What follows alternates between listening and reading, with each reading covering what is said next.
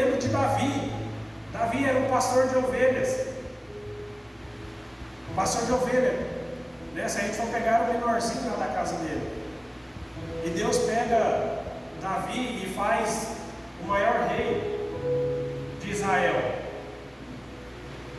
Esse mesmo Davi, quando tinha um exército que queria guerrear contra Israel, uma guerra, e tinha um gigante, e esse gigante vinha até o exército de Israel e ficava afrontando, ficava falando: será que não tem ninguém aí de Israel que possa me enfrentar? Será que não tem, né? Será que não tem nenhum homem aí que pode vir aqui me enfrentar? E a palavra do Senhor fala que foi vários dias ele vinha e falava isso. E Davi, um homem que não era guerreiro, ele não era um homem da guerra. Só que, quando ele era pastor de ovelha, veio um urso arrebatar uma ovelha e Deus o livrou ele. Veio um leão arrebatar uma ovelha e ele matou o leão também, porque Deus o livrou, Deus era com ele.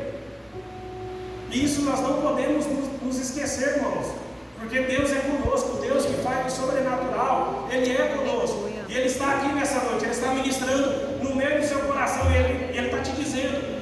Às vezes você está vendo um gigante, você está falando: não, peraí, isso é demais para mim, é grande demais. O exército estava com medo, não tinha um homem que levantava e ia lá. E chega Davi, pequenino, né, devia ter 1,5 metro mais ou menos ali, a história conta. Chega ele lá e ele pega e olha: quem é esse incircunciso filisteu para afrontar o exército de Deus vivo? E ele foi e enfrentou o gigante. E ele falou assim: ó, se Deus me livrou do urso e do leão, Deus vai me livrar da mão dele também. E ele vai ao encontro do gigante. Ele foi ao encontro. Eu não sei se talvez você nessa noite está com medo do gigante. Qual é o gigante que tem te afrontado? Qual é o problema que tem te afrontado? É uma doença? O que o inimigo tem colocado diante de você que você está com medo e você não consegue romper? Você não consegue, você olha e fala: não, é grande demais. É grande demais. Só que nessa noite eu quero te lembrar que o Deus que nós servimos, Ele é o Todo-Poderoso. Começa a olhar para Deus nessa noite. Não fique olhando para o problema, não fique olhando para a dificuldade, não fique olhando para o gigante. Começa a olhar para Deus. Ele é o Deus Todo-Poderoso. Ele que nos criou, Ele que nos formou, Ele nos fez. Nós somos feitura dEle.